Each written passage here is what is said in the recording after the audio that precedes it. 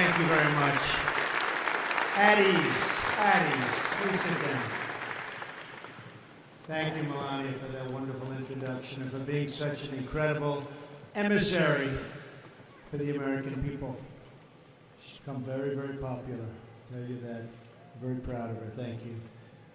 Secretary Wilson, General Goldfein, Chief Wright, General Jacobson, Colonel Tiekert, I'm honored to join you on this really, really historic occasion, the 70th anniversary of the United States Air Force, the greatest Air Force on the face of this earth by far.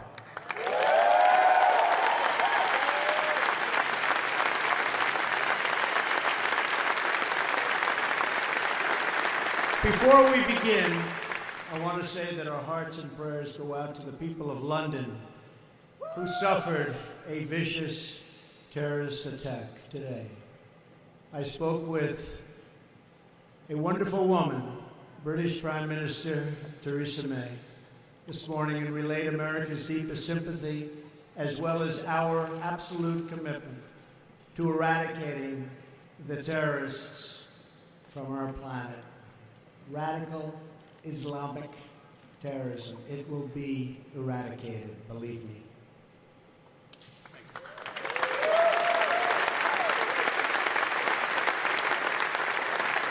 America and our allies will never be intimidated.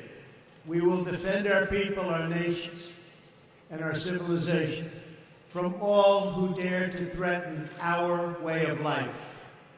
This includes the regime of North Korea, which has once again shown its utter contempt for its neighbors and for the entire world community. After seeing your capabilities and commitment here today, I am more confident than ever that our options in addressing this threat are both effective and overwhelming. Our thoughts also remain with those recovering in the wake of Hurricanes Irma and Harvey. I visited Florida yesterday, where the American people have once again shown the world how resilient, strong, and truly united we are. We're going to help our fellow Americans put their lives, their homes, and their communities back together, because when Americans are in need, Americans pull together.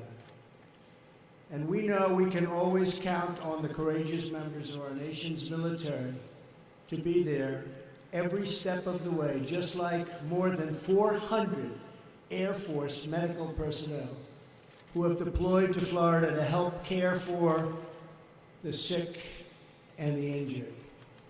To the men and women who proudly wear the Air Force uniform, who keep our country safe and who fill our hearts with pride, thank you for your service and devotion to America. Thank you.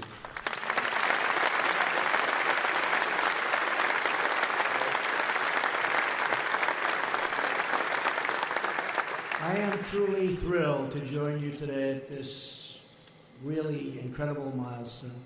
70 years since the founding of the United States Air Force. Congratulations.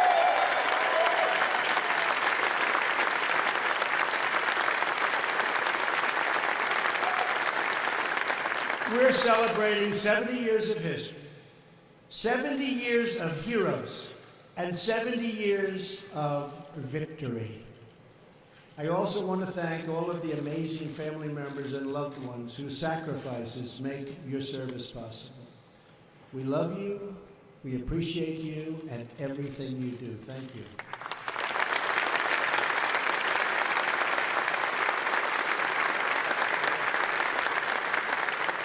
For 7 decades, the United States Air Force has pushed the boundaries of science and technology, helped restore peace and stability to troubled lands, and kept Americans safe from those who threaten our very way of life. Nothing inspires more confidence in our friends or strikes more fear in the hearts of our enemies than the sight of American warplanes on the horizon.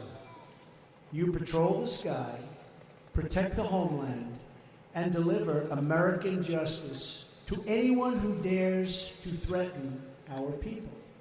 From the earliest wooden biplanes to the high-tech UAVs to the awesome power and stunning beauty of the F-35, B-2, F-22, and I saw a lot of them today, the F-15, the F-16, the F-18. I don't know which one I like the most. But our aviators have given America total dominance of the air and space, no matter where we fly. Now, when our enemies hear the F-35 engines, when they're roaring overhead, their souls will tremble and they will know the day of reckoning has arrived. That is the way it's been since 1947, when the Air Force was born, during a time of monumental change and uncertainty in the world. Unconditional victory in World War II had come at a terrible price. Millions of lives had been lost, empires had collapsed, and much of Europe laid in ruin. The threat of global communism emerged from the void, left by defeated foes, and the free nations of the world once again looked to the United States to secure the peace. It was at this crucial moment that America established the Air Force as a separate military service and a truly great military service. And from that moment, America has dominated both air and space like no other nation in history. Our air superiority is unquestioned, not merely because we have the best equipment, but because we have the best people by far.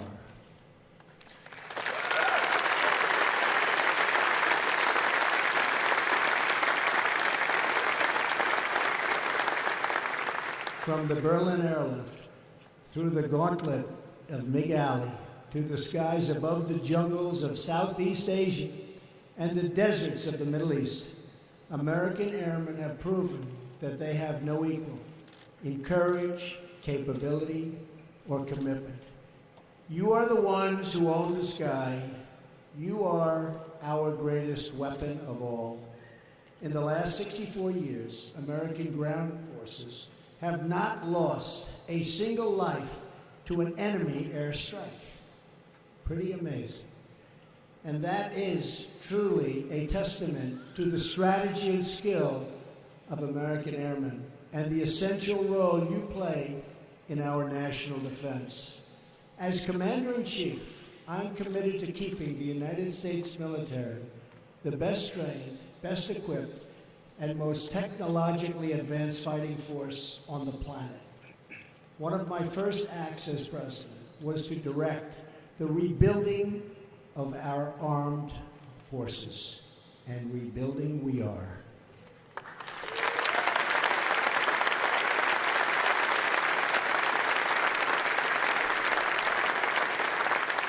Congress took an important step this year by heeding my call for a $20 billion increase in defense spending, and we're going to be doing even much more than that. But the servicemen and women who defend our nation with their lives deserve the predictable and consistent funding that will help them win quickly and win decisively.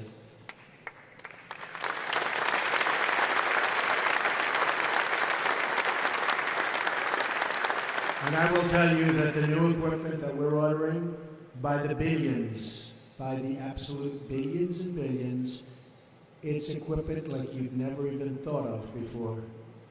There is nobody in the world that will have anything even close to us and what we're doing. And that's my great honor, believe me. I said it early on and I say it again. There is nobody even close.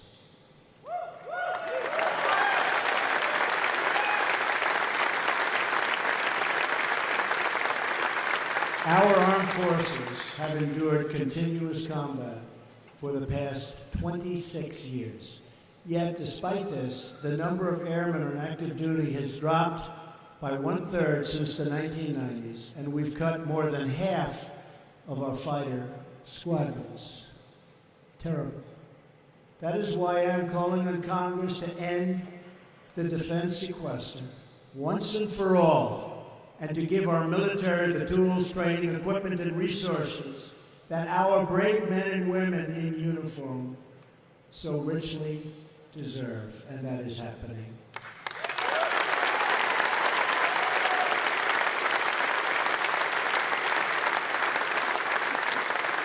Each of you is fulfilling your duty to America, and now government must fulfill its duty to you and to you.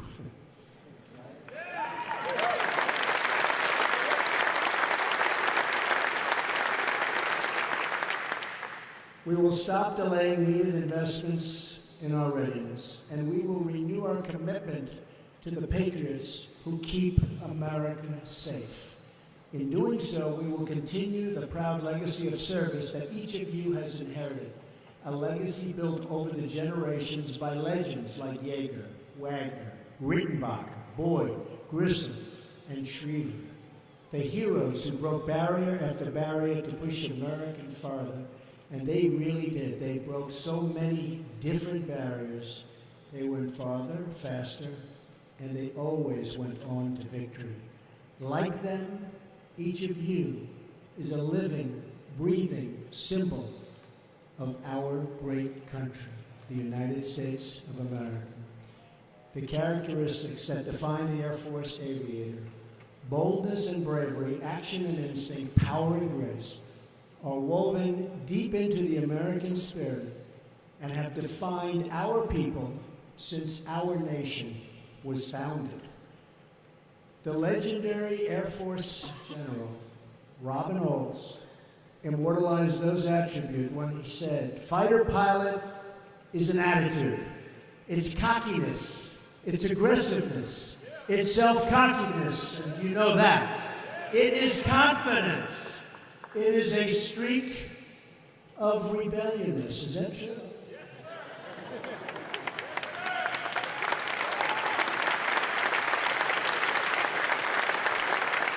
And I just met a lot of these folks that are better looking than Tom Cruise, and we know they can fight better, and we know they can fly better. They better be able.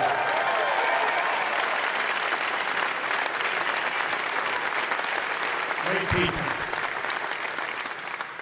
They're truly, truly competitive. But there's something else. There's a spark. There's a desire to be good, to do well in the eyes of their peers.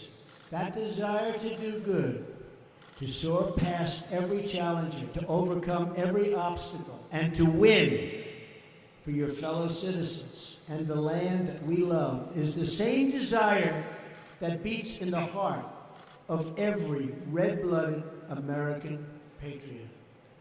We are, and forever will be, a nation of pioneers and patriots, risk-takers and renegades, aviators and astronauts. We crave adventure and achievement, exploration and enlightenment. We carved out a home in the new world, gave birth to the modern world, and we will shape tomorrow's world with the strength and skill of American hands. Because for America, the sky is never the limit.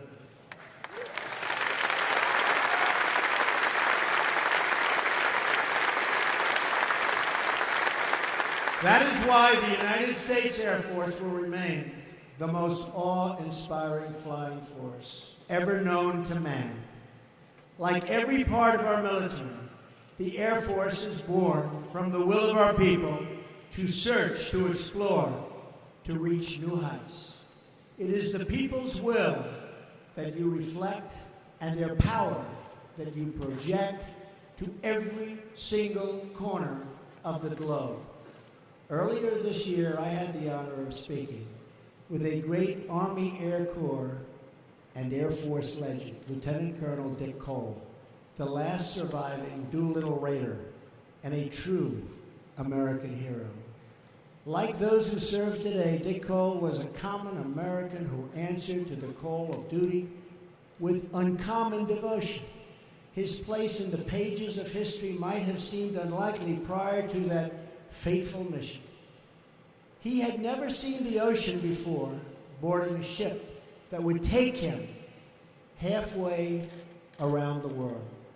Neither he nor anyone else had ever flown a B-2 into combat from the deck of an aircraft carrier, nor had we ever seen anybody to use a parachute before bailing out thousands of feet above the Chinese mainland. But he knew what his country needed and what his duty required. And there was no barrier that could stop Colonel Cole and his fellow Raiders from accomplishing their mission. It is that spirit of daring, devotion, and duty and love of our country that has defined the Air Force for the past 70 years and will lift each of you to new heights every day from this day forward.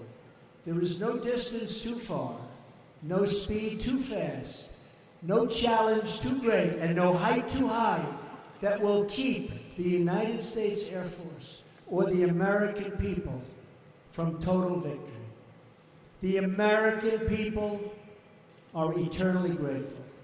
We will stand with you always and never forget, I am always on your wing. Happy 70th birthday to the United States Air Force. Happy birthday to everybody. We are so proud of you. Congratulations to each and every one of you. And thank you for keeping America proud, strong, safe, and free. Thank you. May God bless the armed forces. And may God bless the United States of America. Thank you very much, everybody. Thank you. Congratulations. Thank you.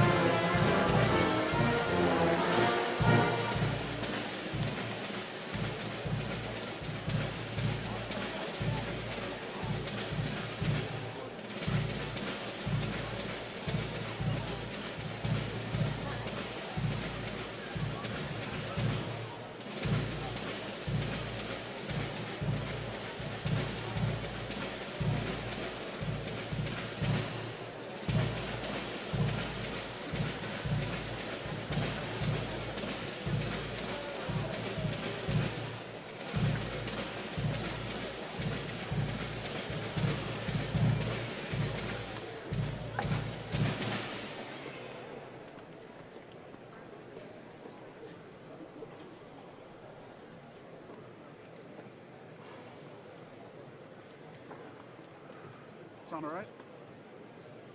Perfect. Perfectly in focus. Wait a second. Audio was sharp. Well, we have a set window till 5 o'clock, so we can just keep that up for the next 40 minutes. Got it. Don't want to waste money. No. Down the tubes. Push my heart out.